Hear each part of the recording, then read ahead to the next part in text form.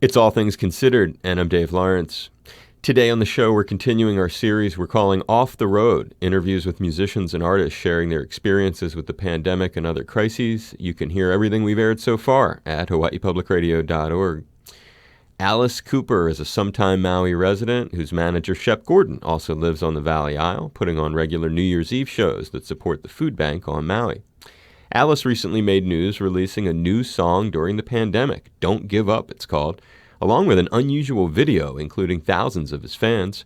We're welcoming the Rock and Roll Hall of Famer now. Hey, Dave. Hey, Alice. Aloha and mahalo, my brother. How's it doing over there, man? Are you guys still closed down? We're in that's a pretty good question. We're in the process of reopening very slowly, but at the same time, the economic stress of keeping it closed is also causing some issues. Yeah. I think that there's got to be a middle there somewhere. And everybody's expecting a second wave, but, in the end, it goes away. Where are you calling us from? I'm calling you from my first home in Scottsdale, but we have a place in McKenna. Right. Shep lives right there in Kihei. I think we're coming over in August or September, because I don't think touring starts again till probably January. I think all rock and roll will start up again in January. It's weird to have 6 months off. We don't usually have that kind of time off. Yeah, we just had Al Di Meola on the show. He was saying the same thing about being off the road for so long because of this thing. So let's dial back to you having been out on the road when the pandemic closures began. We were in Australia. They had the big fire there. So we did a big show there with Queen. Then we went right from there to Germany to do these shows with Robin Zander and one of the guys from Manfred Mann. It's called Rock Meets Classic. There's a great rock band, a choir, background singers, and a 90-piece orchestra. And they only do this in Germany. So we get 6 shows in. And then they tell us in Berlin, they said, okay, listen, after the show tonight, you have about 48 hours to get out of Germany because we're closing the borders. And that's when I started going, this is getting serious now. So we got out, got back to the States, and then realized everything was I thought it was going to be maybe a month. Nobody was foreseeing this thing going on this long. So I'm thinking in 6 months we're going to be okay. As for how this has personally affected you, both the health and the economic toll that you're obviously seeing unfold in the U.S. and around the world, to the loss of some popular and beloved musicians, speak candidly from the heart about how this has touched you. Well, I think that rock and rollers are pretty hardcore. We went through the drug wars. We went through the alcohol wars. We came out the other end. But getting home and being at home for 6 months and observing all the things with the gloves and the masks. I only know one person that has had this COVID virus. He's an athlete. He's a dance teacher. He's a martial artist. He's the only one I know that had it. Arizona, of course, nobody's living on top of anybody like New York City. I think that had a lot to do with every major city. You've got all these people living on top of each other. Arizona and Maui and all of Hawaii, people live on the ground. And you're breathing your own air. You're not breathing everybody's air in the building. So I think that has a lot to do with the spread of it. As far as I'm concerned, everything's been pretty healthy around here. I got my grandkids around swimming every day. I've got 3 studios in the house, so I'm doing the radio show, and I'm staying pretty busy writing songs for both the Vampires and my band. You've used the time in one way with a contribution musically from, you have the song Don't Give Up, very interesting video, too, for this, and set the stage. When did you write it, and take us inside sitting there with a pen and paper and however it came together? Well, there's a new album coming out called Detroit Stories, and it's all about Detroit. When we broke out of Detroit, and I'm from Detroit. So I said, let's do an album in Detroit with all Detroit musicians. Now, this song, it was more about suicide. And then I said, if we take this verse, the chorus is fine. We're all hanging on by a thread. And the idea of the song was, let's talk back to the virus. And I think it was taking the audience and giving them less of a victim point of view and more of an offensive point of view. I said, Alice should talk this right to the virus and right to everybody else. And it worked.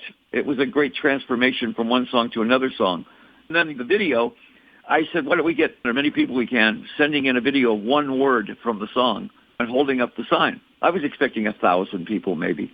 We had 25,000 people And What a reaction. Yeah, it was amazing because I realized everybody is isolated at home, but it also made the audience, it gave them a voice. And I think that's what was one of the powerful things, standing up to the virus. It's an unusual perspective, and it just adds. We've had a lot of different artists on. To hear your approach is totally unique to others. One concern I have for you is being there in Arizona. You obviously already know Arizona's been sort of having an issue recently. You're kind of staying away from folks, though, I'm imagining. 13 nights of protest downtown will definitely raise the stats. Peaceful protest, and with businesses opening because they have to financially. Everybody expects a second wave. We all know there's going to be a second wave. But when you look at it and you realize it's 0.2% actually die from this thing, I think people are willing to say, okay, I'm willing to stand up to this thing, and if I get it, I get it, but I'm probably not going to die from it. You were there back in the late 60s. Your career was starting when the civil rights movement was actually having critical momentum. When you see what's happening now, do you have any thoughts that you can add as somebody who remembers observing that period of time and now is seeing this? Well, isn't it amazing that that was 50, 60 years ago or something like that, and we're still dealing with the same problem? You would have thought that that solved the problem. But there's always that 5% of people that are racist. And to be honest with you, I know a lot of cops. I don't know one racist cop. But I guarantee you that 5% of the police force in every city have got a racial problem. And those are the guys that need to be weeded out. I can't see why we don't spend the money on getting a committee in every city to weed out the bad guys. You know, something else about you and your connection to Hawaii. Recently, we lost a dear member of the Hawaii musical community. He often performed at your New Year's shows, which take place there on Maui, that your manager puts on. I'm talking about Willie Kay, who passed on.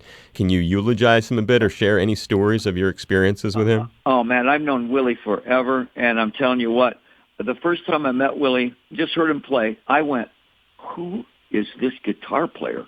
This guy was one of the best blues players I'd ever heard in my life.